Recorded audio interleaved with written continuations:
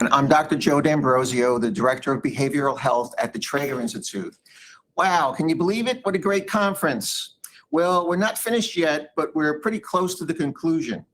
Hopefully, you've enjoyed this dynamic learning experience over the last 2 days. We're thankful for every keynote and every workshop presented during the conference. We've learned many things, and hopefully we'll be able to use the knowledge gained in our daily professional practice and personal practice. We also want to give a special thank you to all our sponsors and exhibitors. Hopefully you were able to visit the exhibit hall during the conference. If not, the exhibit hall will be open for a while after the conference concludes. Make sure you visit to learn more about each of our sponsors. Hopefully you were also able to participate in some of the networking opportunities. Although the conference was virtual, the networking opportunities were designed for us to be present to one another during our virtual setting, learning from one another and hopefully having fun. If you've submitted your answers for the virtual scavenger hunt, now's the time when I get to announce the winners. If you hear your name announced, please drop a note in the chat and we will connect with you to send you your prize. So in third place, we not only have one third place winner, we have 3 third place winners. Our first third place winner, Dia Erpenbeck. You have won a 1-year membership to the YMCA, and this could be used at any of the local YMCAs. This is a great, great gift. Our second third place winner is Annette Ball. You have won a Starbucks gift card. That'll be useful. Our third place winner is Marita Starks, and you have won a Kroger gift card. In second place, our second place winner is Leanne Shalcroft. You've won 1 registration to our 2024 Optimal Aging Conference. And in first place, Tamara Garris, you've won 2 registrations to our 2024 Optimal Aging Conference. Natalie will get in touch with the first and second place. We'll be sending the first and second place certificates via email. And then for the second and third place winners, you'll receive an email also from our staff asking whether you want to pick them up or whether you want them to mail them to you. So excellent work that you were consistent in following this and that you were able to win a gift. I would like to thank all of our attendees who submitted their forms and visited our sponsors and exhibitors. Now I'd like to introduce Commissioner Eldridge with the Kentucky Department of Aging and Independent Living. And after Commissioner Eldridge's welcome, you'll hear from Dr. Anna Faul, who will introduce and moderate our closing session and panel. Thank you.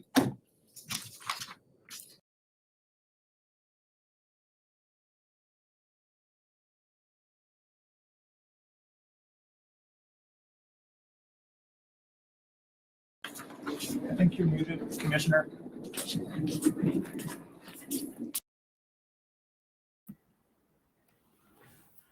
We can't hear you, so unmute. Start over. This is Christian. We gotta start. All right, everyone, let's try that again. Gotta love technical difficulties there. Okay, greetings, aging changemakers. It's an honor to be with you all as you close out another successful Optimal Aging Conference.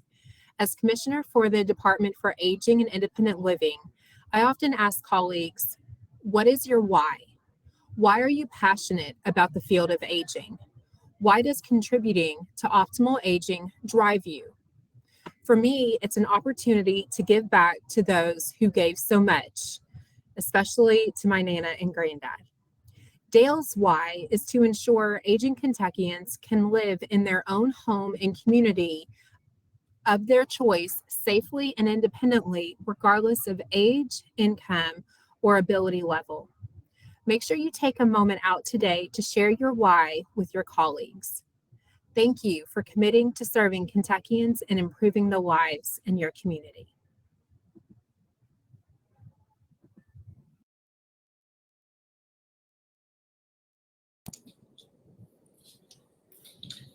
Thank you. Dr. D'Ambrosio, and welcome to the closing general session of the 2023 Optimal Aging Conference. Optimal aging begins at any age and spans a lifetime. The positive habits we create and commit to now, no matter how small, will impact and benefit our future selves, physically, emotionally, mentally, and spiritually. Throughout the conference, we have learned much from our experts who work passionately to improve the lives of older adults. Now, this afternoon, we are going to hear from a different type of expert. These experts on aging include octogenarians and nonagenarians who all have a gold standard of optimal aging medal to prove it. Every September, the Traeger Institute holds an award luncheon that honors individuals who are a minimum of 85 years old at our gold standard of optimal aging award ceremony. Our honorees are shining examples of what it means to age optimally, finding meaningful ways to give back to their community, whether through volunteering, teaching, making art, enjoying each moment, being present, or sharing their life experiences. I'll share how you can nominate someone for this year's September event at the end of our panel discussion. Now, allow me to introduce our panelists. First, we have Tom Briggs. He is 89 years old and a 2020 Gold Standard honoree. Mr. Briggs is an Army veteran who, after 40 years of service, worked as vice president of such companies as KFC, Pepsi, and Time Warner. Tom also created his own consulting firm called Interpro 2. Tom has been a dedicated volunteer of Radio I for 6 years. He comes each week to Radio I studio to read magazines, books, and newspapers to those who are visually impaired or blind. He often brings donuts or cookies for both the staff and volunteers to brighten their spirits and help them through their work week. His biggest commitment and continued engagement has been with visually impaired preschool services. Tom has been inspirational with VIPS for nearly 35 years as a former board member and longtime supporter, especially of the VIPS Corporate Cup golf tournament. It should be noted that Tom is an avid golfer and still has a pretty good game. He has a wide range of friends and close contacts and is willing to help and give back whenever he can.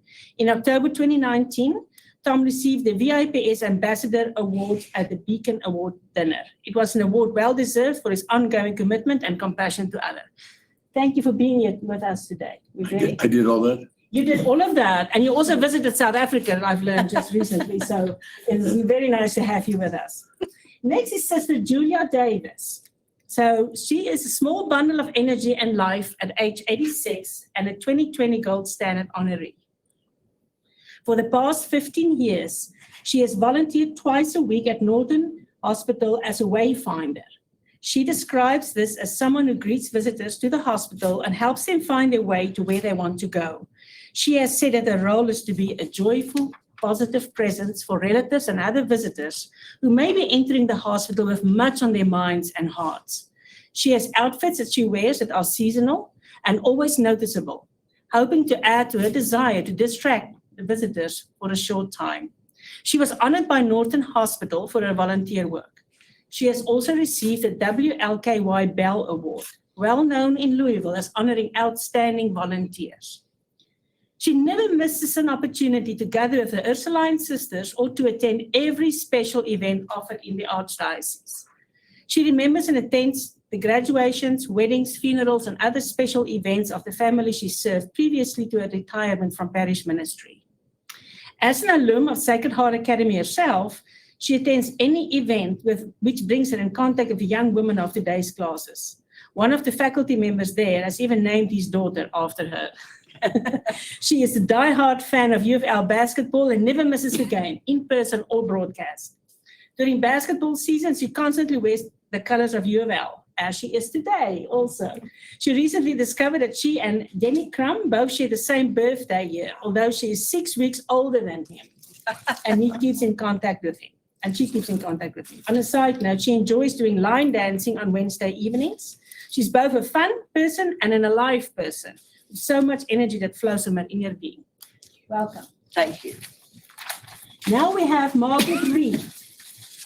Margaret will be 98 in November and is a 2019 Gold Standard honoree. Ms. Reed has been a volunteer for Louisville Metro Retired Senior Volunteer Program since September 1992 as a food sorter and office worker for Deity Care at St. Augustine Church. Margaret helps 2 to 3 days each week, setting up for this food distribution and mobile pantry site in the West Broadway area of downtown Louisville. Before volunteering, she worked a variety of jobs for Jefferson County Public Schools, Park de Waal Center, and Orthopedic Medical Office. Ms. Reed was widowed 30 years ago, continues to play a vital role in making sure many socioeconomically challenged individuals get food that they desperately need. There aren't many adequate grocery stores in this area of town, and without her support and others, many of the participants would not get healthy food. Her continued commitment at nearly 100 years of age is remarkable. Her proudest achievement is making sure all 6 of her children went to college to obtain a higher education, which she could not do because of her race and other disparities she encountered during that period of time. Privileged to have you with us, Ms. Margaret. Lastly, we have David Stewart. He's 87 years old and a 2022 Gold Standard Award honoree. Mr. Stewart has been the musical director of Silver Notes for over 10 years and a community volunteer with Louisville Metro Retired Senior Volunteer Program for over 15 years. He leads a group of nearly 20 seniors aged 55 to 100 in doing musical rehearsals and a wide range of in-person concerts in the community for nursing homes, retirement homes, school groups, childcare centers, and so much more. David has such a caring heart and deep commitment in doing outreach to others of all generations. As a committed musical director of Silver Notes, as well as an RSVP volunteer, he shows his zest and engagement in life in so many ways. Welcome. Happy to have you with us. Okay, so I'm going to ask an opening question to all of you. And I'm going to start with you, maybe, on my left. So all of you have been honored as a Gold Standard of Optimal Aging Award recipient. What did that nomination mean to you personally? Well, number one, I was very honored.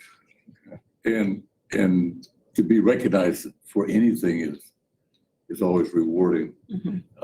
But the bigger thing I think is that it recognizes, not just for me, but this whole group, how you're oriented towards helping other people in whatever capacity it might be. So it lifted you to the fact that you were able to help people. Yes, And it- I think that's what it's all about at the end of the day. Thank you.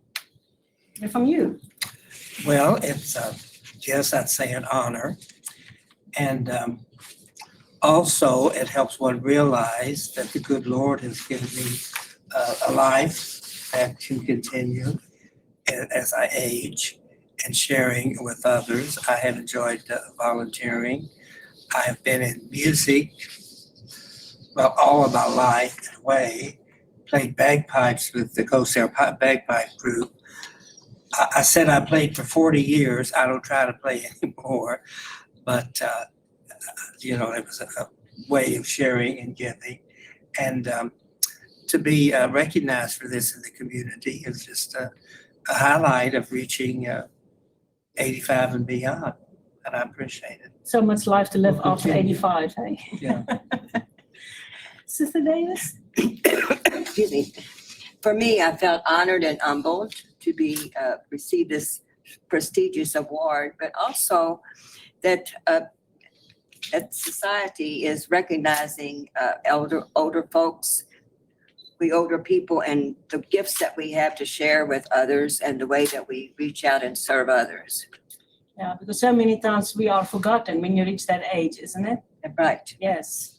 Yes. So that's good to know that we can honor people for their lifelong life of giving. True. Yes. Ms. Reed.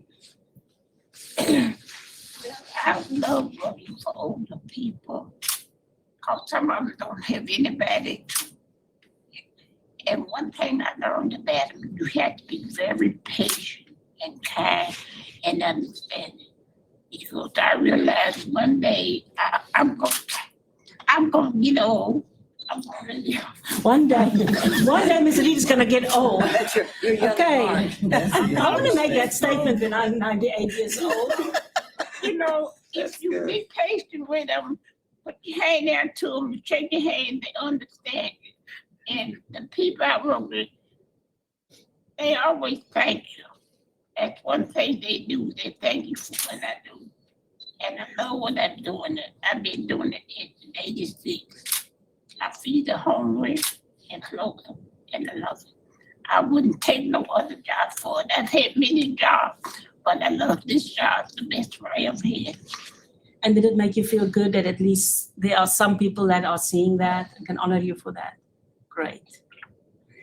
Okay, now I have another group question. And this time around, I'm going to ask Sister Davis to answer that one first. The question is, what benefits do you see in being part of a community, particularly one that you volunteer with? What the benefits to volunteer is that we, as an Ursuline sister, one of our Ursuline charism is to contemporary love of God, and as a result, openness and eagerness to serve the needs of others.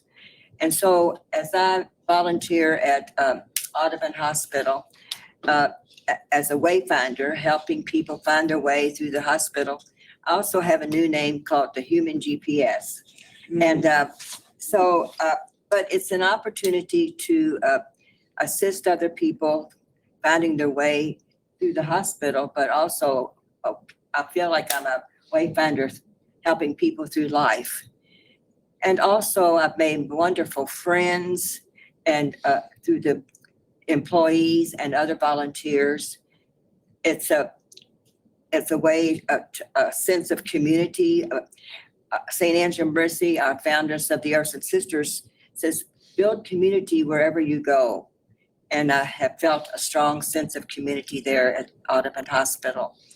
And also when I volunteer at the soup kitchen, wherever I volunteer, take those opportunities. It lifts my spirit as I lift others up too. So what I'm hearing is that it's meaningful for others, but it's also meaningful for ourselves. Be True. able to provide a service to the And community. I always look forward to the days when even if I don't feel well in the morning to go, I know that I'll feel better when I get there, and I do. And so that's a plus. Ms. Reed, do you agree on that with that? Well, what I like about volunteering, one thing, you don't have to put the time clock. And if you can't come, you understand it, and they understand you. And volunteer to me is I don't know, it helps me feel beautiful feeling. Because I think one day I might have to have somebody to volunteer and do things for me. But only one day, not now. Yeah. You say only one day, way ahead from now, you may need someone. Yeah, one day. That's amazing. When I get old, you see, because I'm not old yet. You're not old yet. When I get old, I might have somebody volunteer me. When I get 96 years old, I'm 97 years old. Yeah. And I wouldn't give it up for nothing. When I get up and go, I feel better. Yeah.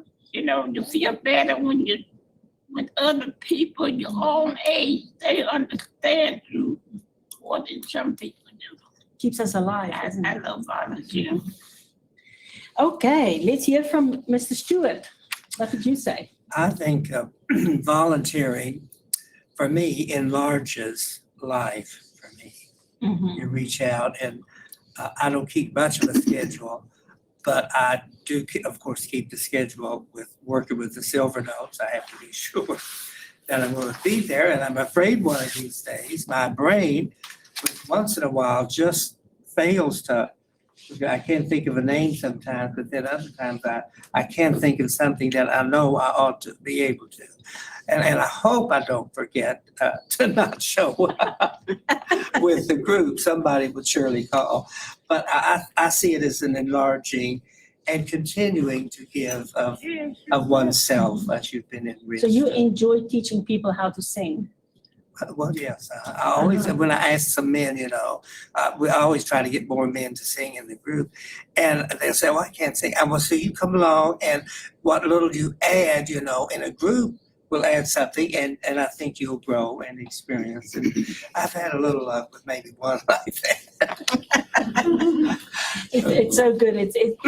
It's good to know that you can bring others into that community. I also Yeah. sing in a choir, and to me, that's my community sometimes. Yeah. So it's wonderful to do Yeah. that. Mr. Briggs, what did you say? Well, volunteering gives me a sense of purpose. Mhm. All of us go through the same thing. When you hit a certain age and you retire, whatever it might be, your life changes.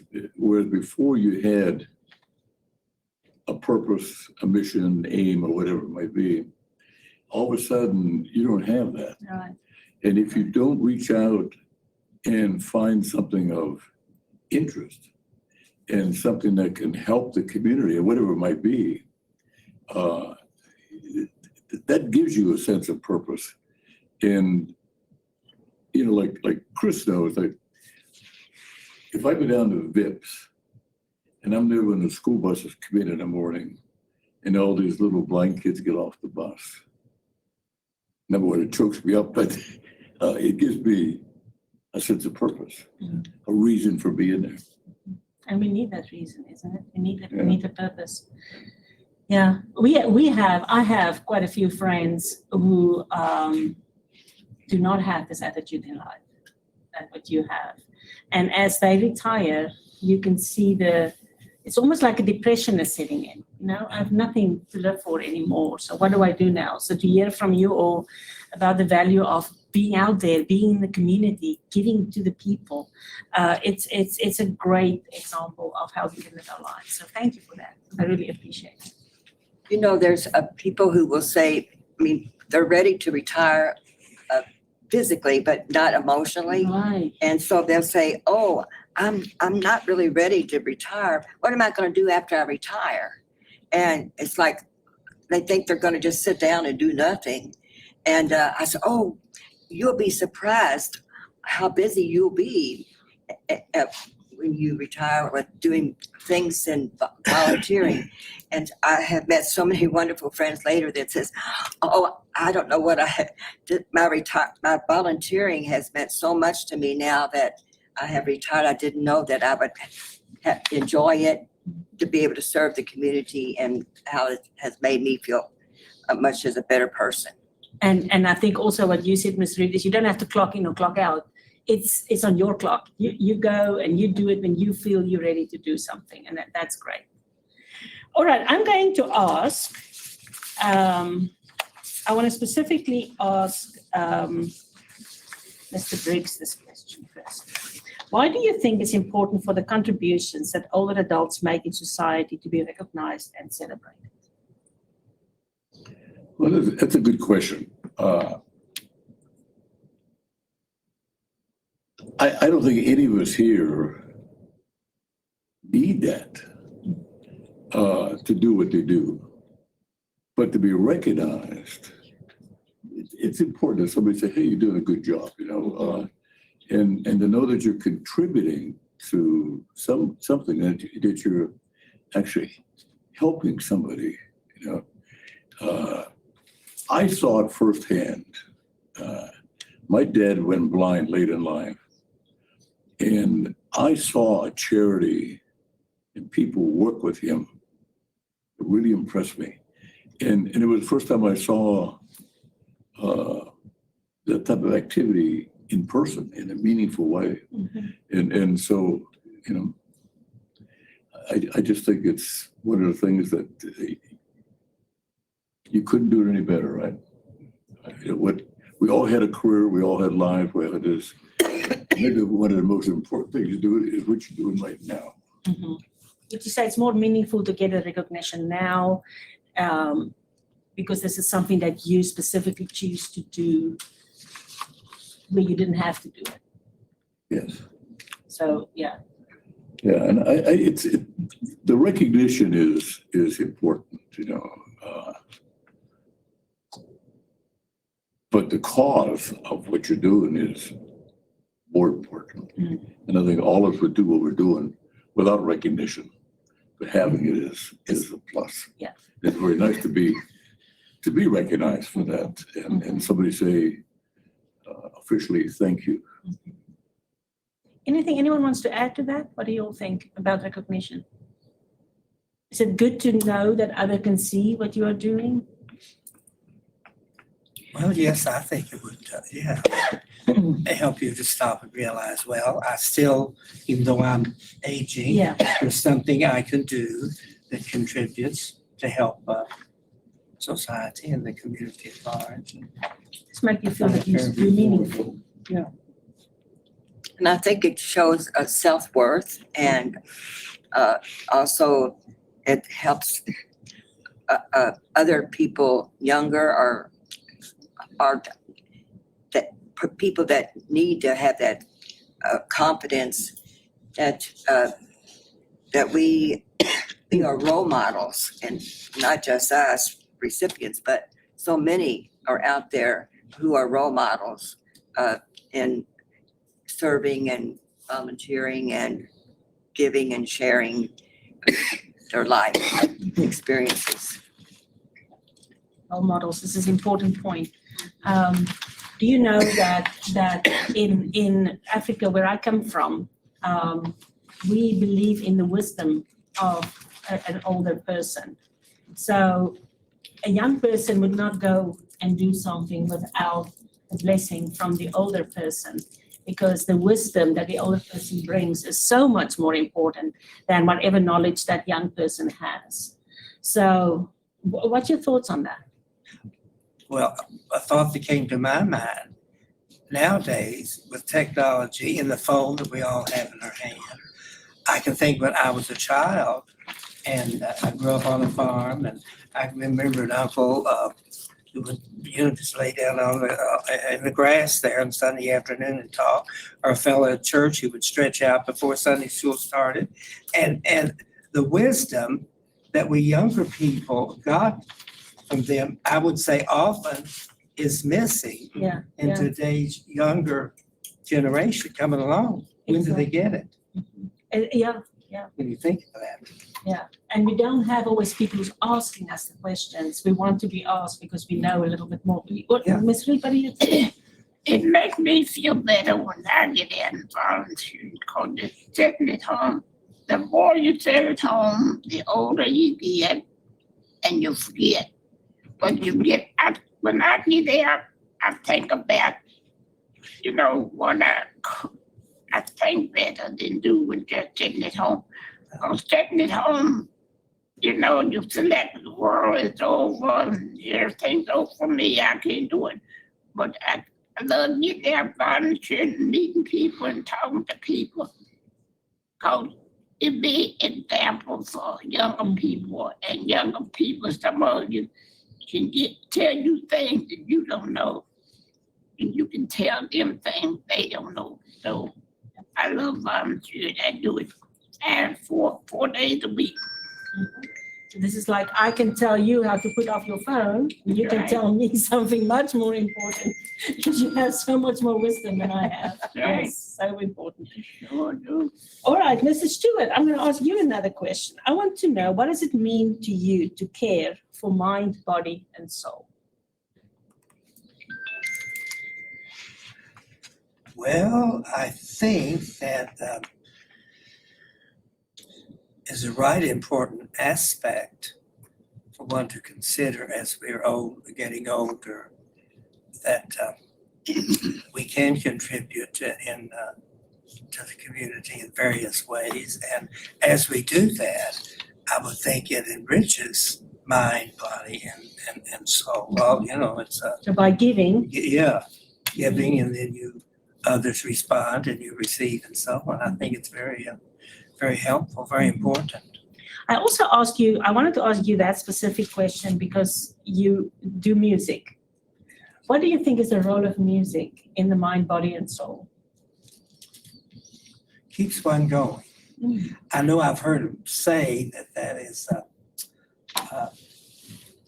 music is something that people do respond to. And I know as people get older, I remember, I guess, well, 40 years ago, I could say now, my wife's grandmother, she, you know, as she aged, she obviously was negligent in some areas.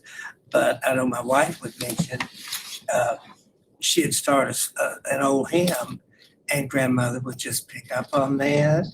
And though she maybe was not adding a lot of conversation, we started that hymn and she just sang to her hill, you know.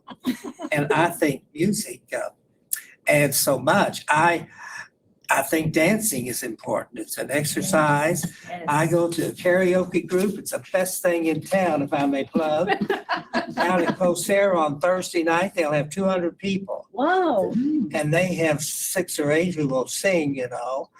But the dancing that goes on, you know, I have friends who say, if I don't get there one week, I missed you. Where were you? And it's just a great community thing.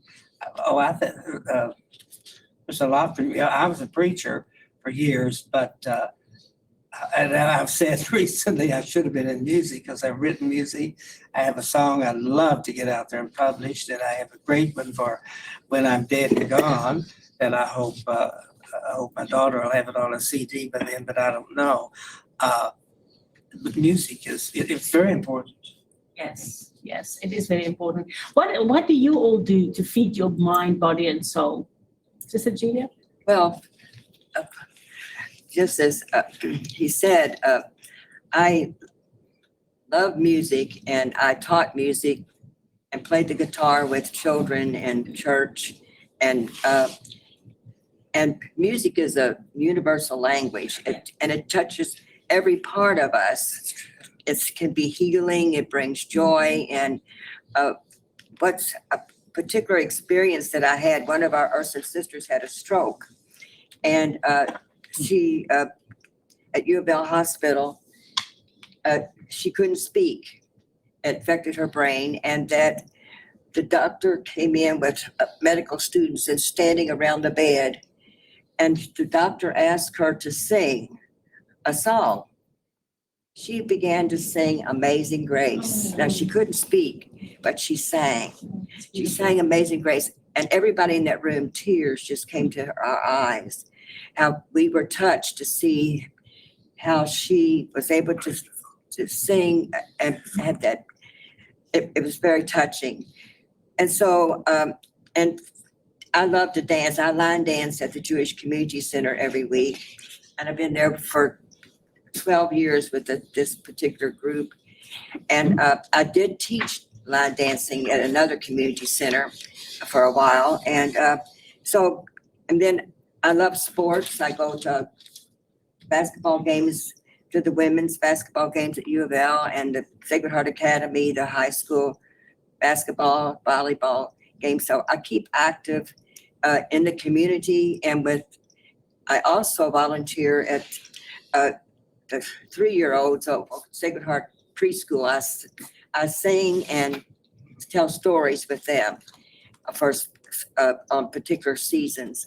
So just being active, and I look forward each day when I wake up. I think and I love color. I dress for the season. I have this, almost wore my derby skirt today, but the horse because of derby fever coming up. But I thought, no, I'm going to wear U of L today. So each day I wake up, so what color, how will I bring joy to other people in the way that I dress for the day? And so that's the way that I feel that keeps me active and going and enjoy And it's life. also feeding other people's mind, bodies, and soul. And to be one of my goals is be a joyful presence to others, and that's how I can do that. That's great. Anything you want to add to that, Ms. Reed? Well, volunteer to me, what I love to do, I love to bake. I used to bake for the University Church when they had fish fry. Oh, nice. And I would make from 16 to 12 cakes a week. But after I had a stroke, I slowed down a little bit. And I want to start back again, but in June of this year, I had another heart attack. And that thought, I was home for 2 weeks, and I got up and told my volunteering again. And I wouldn't take nothing but bake, because I love to bake. And, you know, if you do something you love to do, volunteer is not hard. It's easy. And I still get up and do my own work, keep my path and everything. And I said to myself, I'm not going to give up. I'm going to keep on going. But I try to get back to what I love to do, was cooking and baking. And I still cook every day, and I love it. What a wonderful way to feed our mind, body, and soul by cooking. That's right. It takes care of your mind. You keep your mind. Yeah. You don't have to be worried about what am I going to do tomorrow? Am I going to be here tomorrow? Who's going to take care of me tomorrow? I lost my baby this year. Yeah. I talked to my child one night. The next one I found in that I've been 2 days. And I haven't been the same since. But it's not going to stop me from bothering them. Oh, that's great. So what brings you joy for your mind, body, and soul, Mr. Briggs? Golf, I would think. Golf, yes. In fact, I could have been playing in a golf tournament at Dayton today. Oh, But you decided to be with us. Well, it was cool to get out this morning. But you know, music, like I have music in the car at home all the time. I was going to tell a little story about how when we were in Vietnam during the war, there was a Catholic orphanage out in the jungle, about 30 miles outside of Saigon. And we used to go out every Sunday with a truckload of clothes for the kids, ice cream, candy, and music. And we'd all go to mass with them, you know. And it was very important to the kids, but it was also important to all the military policemen who did that, because a lot of them had kids back home, their own kids. And now they were able to help kids that were in need. You know? And so that rang a bell with me then. yeah. And maybe it's why I do what I do now. Yeah. Maybe that's the first lesson you've learned in life, to give back. I want to add to the soul part of prayer, and that we have opportunity. We all need time to have that quiet time of praying, either privately or alone, but also with a worshiping community, praying together, and to experience God's creation. I know that every year we, Earths and Sisters, have the opportunity to make a 8-day retreat of silence, and away from where we are working or living, and also different forms. And one year I made what I called a creation retreat. I had the opportunity to go out west with some friends and stay at a home, and they directed me. I went to the Black Canyon, I went to the hot springs, and just spent the day quietly experiencing God's creation. But we can do that right in our own neighborhoods too. So that's another way to benefit of the soul. Feed the soul. Feed the soul. Prayer, yes. So, Sister Julia, I'm going to ask you the next question. What are some of the most important factors for staying mentally and emotionally resilient as one ages? And what practices have helped you maintain a positive outlook in life? It's almost like you answered the question already when you said about prayer. I think so. I think also, a healthy diet, good sleep, time for prayer, exercise, walking, dancing, singing, being involved. And as I said, I think of faith, family, and friends. Those three are important in our lives, and to be connected with our God and with each other in creation, and also connected with friends are so important in our lives. We're not alone. We walk the journey of life with others, and our family is so important in our lives. I've already lost 4 siblings, and I have 1 sister left. And we go to church together every Sunday, and we do think fortunately we live close, and we can do things together. So, and I keep in touch with my former students, young adults, and I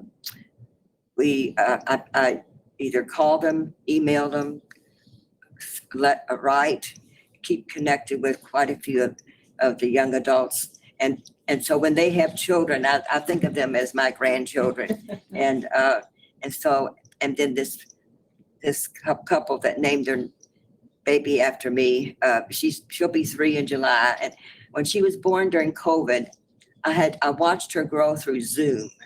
Every week. I got to see her and have seen her once. She lives in Frankfurt, so they live in Frankfurt. So I get that opportunity to, and I'm going to go see her in a couple weeks. She'll be 3. So that gives me new life too. So you say something very important. Yes. The most important thing in my life is to respect everybody. You don't have to love everybody, but I don't care who they are, what race they are, where they come from. Always, my mother always respect everybody, regardless of who they are. And I try to respect everybody. I don't love everybody, but you give them respect. Because remember, God made us all. He didn't make just one of us, He made us all. And we respect them regardless of what they are or what they do or what they say. And I try to do that every day. And that's one thing that keeps me going. I go out there and people, I respect them regardless. Sometimes I don't like what they do, what they say, but I still respect them. And that helps We all you, do that. right, and that helps you keep your own mental health safe and sane, so that's wonderful to hear. So I hear a lot about other people as helping you all to feed you, to Right. prevent from isolation, reach out to people, be there for people, but also have people around you. Would you two agree that that is important? Right. Oh, yes. I was going to pick up on her faith, family, and friends. So important. I'm one of 8.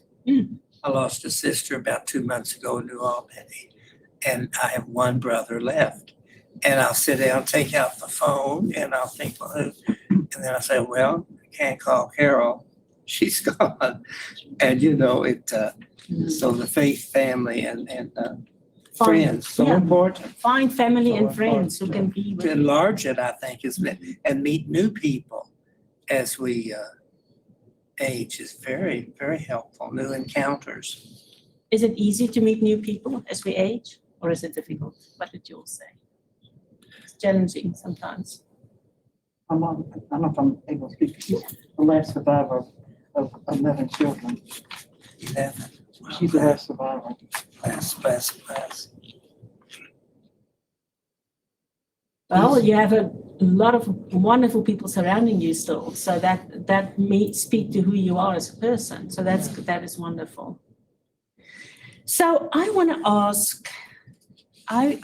ask Ms. Reed to tell me, what are the things old people can do that younger people don't know that you can do?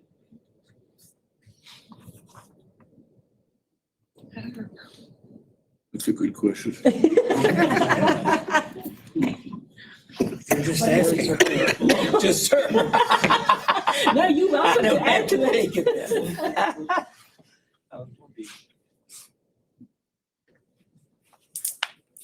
Anyone else who want to try, and then Ms. Reed can add to that?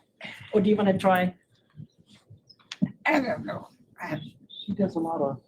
She reads a lot. She does like a lot. I do a lot of reading. I read a lot of books. I talk to a lot of people. and I still cook from some. And you bake. How many cakes did you say you bake a day in a week? I'm never gonna give up cooking. I don't care what, if it just make the, Doing mint, she makes the most but cakes. what I let go was baking cake. And I couldn't bake one last year and I couldn't bake one year. But every year, up to 2 years ago, I had 6 children. I lost one of them. No, I would make them a damn cake. That's what I love to do. Every day I get up and cook me a hot breakfast every day. Everybody had a different kind of cake for their birthday. My favorite cake was German chocolate. Oh, Oh, my. But so my son, she would make him Italian cream cake. oh my goodness. My brother liked cobbler. Everybody had a birthday. My other brother, he liked chocolate pie. Whatever you wanted on your birthday, you give. Oh, okay. You should have a bourbon chocolate pie. I'll take it. May I add to her continuing to bake and so on? I know another friend who now is in rehab. And she's, she may be nearly my age. I don't know, but she's younger than this lady. And I remember distinctly, she said, when my husband died, I closed my kitchen. Oh. My kitchen's not open. And contrasting her Yeah. being in rehab Yeah. now, you know, it speaks of your activity continued. It's great. I think. It helps us keep going, help us keep living, help us find meaning. Yes. Anything else you want to add? Baking, golfing? I mean, that's wonderful that you can still do The these question was things. what we can do. Yes, younger- yes. Directing a choir? Well, a young person. Chris could even do that. Can Chris direct a choir, you think? One of our sisters, she's 94, and she wanted to learn how to use a smartphone. Yeah. And That's amazing. so anyway, so our director of finance got her a smartphone and she studied every part of it. She wrote it down and she studied it. And then I came over and I've been helping her. I've been assisting her and I would call her every night on her cell phone. So she knew how to answer the phone and know how she could call me back. And so I'm amazed that she was determined, Yeah. that she wanted to learn. She's gonna figure it out.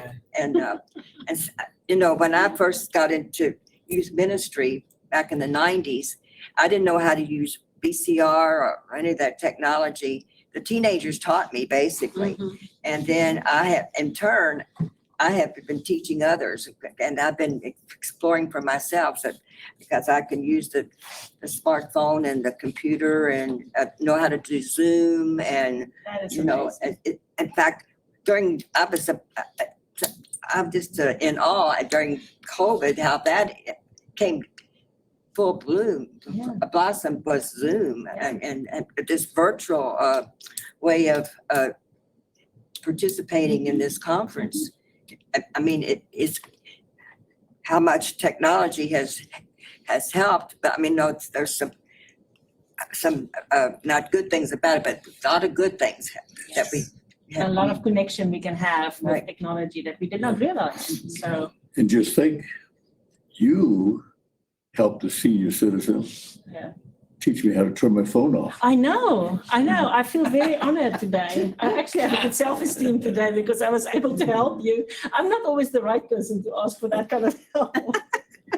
I've got one final question for all of you. As you look back on your life, what advice would you give to the younger generations about how to prioritize your health and well-being? Let's ask you first, Mr. Briggs. I think it's to stay active, mentally and physically. I think it's important to have goals. Whether you reach them or not is not so much as important as that you actually have goals Yeah. and you work towards them. I think a young person needs to be flexible. They need to be family oriented, and you know, That's an important point. yeah, it's it goes back to my earlier thing with you need to have a purpose, Yeah. whatever it might be. Mhm. And those changes that go along. But for a young person, you can float around for a while, but you really need to eventually have some destination Mhm. that you're working towards, Yeah. right? Yeah. And I've got 2 grandsons who I keep talking to them about, finding something you want to do with your life. Right? And so we talked earlier about how you can impart your experiences to younger people Mhm. to help them kind of make decisions Mhm. Yes, guide them. sometimes. Yeah, sometimes they don't want to listen.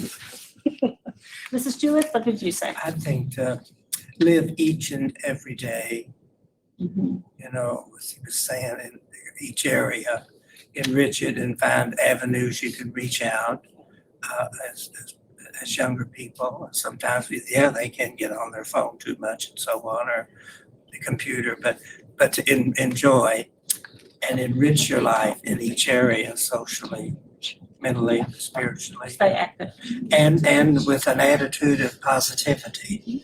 Find something. You can feel We good. may think the world is, some say, going to hell in a Yeah. basket, but find something positive, that's going on Yeah. in life, Yeah. in the community, and leave your gun at home. Yes. Excuse me.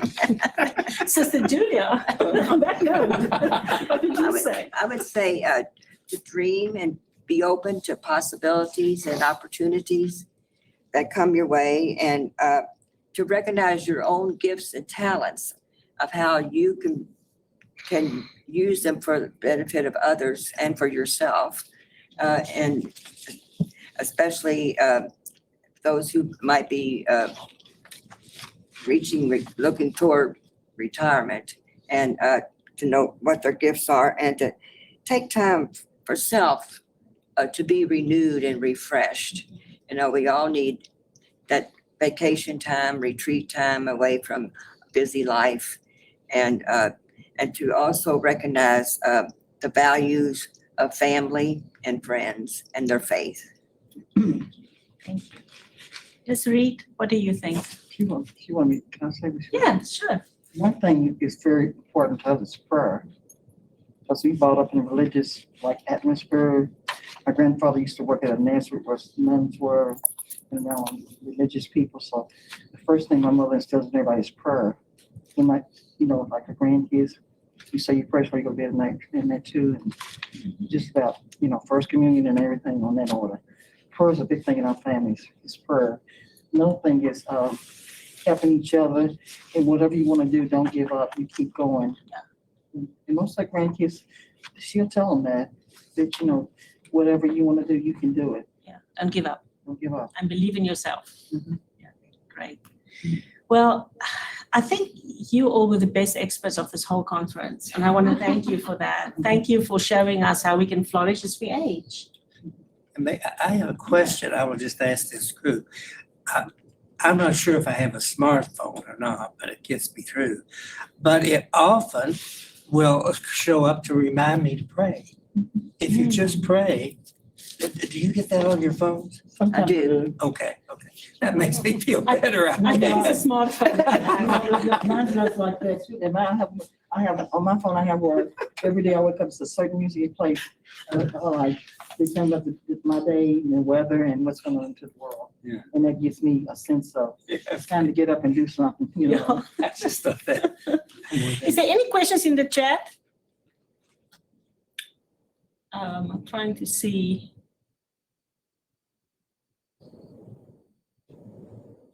Okay, it's saying that, I know if you can read it, but I'm going to read it for you. I wish we were in person so we could applaud them for being with us today and sharing themselves with us.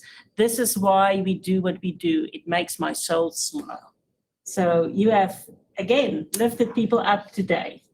And I want to thank you for that. It's not always easy. It's been a joy to be here. It is wonderful to listen to you all and know that you live life so full. I am 60 years old today, and Happy birthday. No, it's not my birthday today. I am just 60 years old today. Sorry, I said it wrong. But it's wonderful to hear what can be ahead for me, that there is a life to live.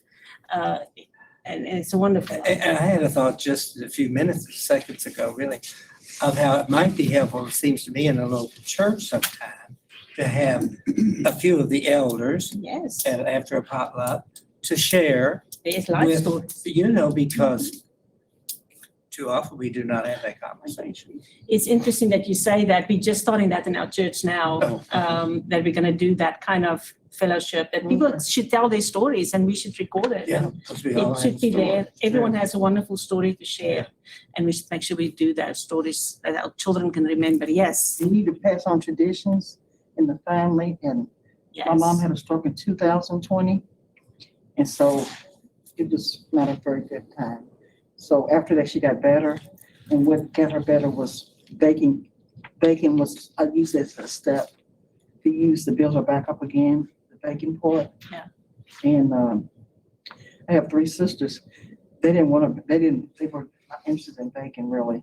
My mother was, but my mother could tell me, I would use a cup, she could just tell you a bit of this and a bit of that. That's how good a baker she was. But in the tradition of baking, I learned how to bake every cake that she made, fixed every pie she made, and just different things that the family left over, did to pass it to generations. And my son, he doesn't bake, but some of the other things that she did, like the cooking part, he knows how to do that too. Oh, that's great. I wish I asked my mom, what does it mean? Put a little bit of this and that in, and then, You do a pinch of this. yes, a pinch of that. Yeah. I don't even know what that is. I remember as kids, we would have Sunday dinner, and we wouldn't have a cake box mix. We wouldn't have a cake box of cake. She knew just how much flour to add to make a yellow cake. That is amazing. It's so important. Have family time together when the younger members of the family listen to the older ones tell stories and help they learn from us. Yes, absolutely. Well, thank you. Thank you. I think we want to give.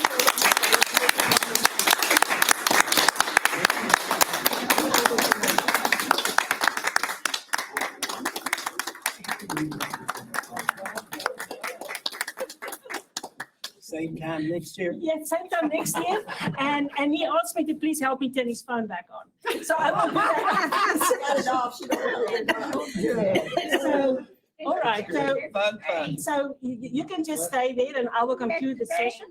Dance? Didn't you say you left today? Yes. Dance. Well, I We're need gonna a dance. partner. We're gonna dance. So we dance. Shall we dance?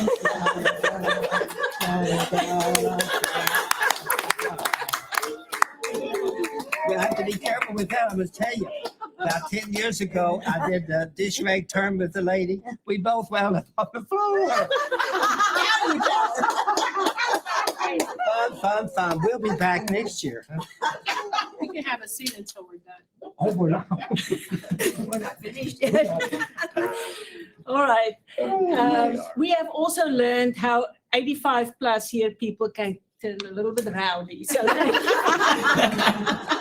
so our panelists have no doubt lived lives full of joy and heartache, success and failure, have loved and lost, but through it all they have maintained a zest for life that proves we are all capable of aging with grace and tenacity. Although their life experiences vary, they all share a spirit that I hope will encourage you in your own life. I know it did for me, definitely. I want to thank all of you for being here with us today, and thank you for dancing. Thank you for sharing your soul. Thank you for sharing your mind. Thank you for sharing everything you've learned how to take care of your body. We are inspired by your wisdom, impressed by your resilience, and entertained by your stories, definitely entertained. What a perfect way to bring this conference to a close. So, to nominate an individual for the 2023 Gold Standard of Optimal Aging Award, because we need to hear from more of these individuals, please visit our website at www.tragerinstitute.org and look under the events tab. Beginning in May, you can start nominating someone. So, we have come to the conclusion of our conference. I hope everyone enjoyed the conference and took advantage of every learning opportunity made available to you over the past few days. We want to thank our sponsors once more for supporting us this year as we host the conference again virtually. Our foundation sponsors, the Republic Bank Foundation and the Traeger Family Foundation. Our friend sponsors, Kentucky Years, Christian Care Communities, and Today's Transitions. And our custom sponsors, AARP Kentucky, as well as our conference supporter, the Department for Aging and Independent Living.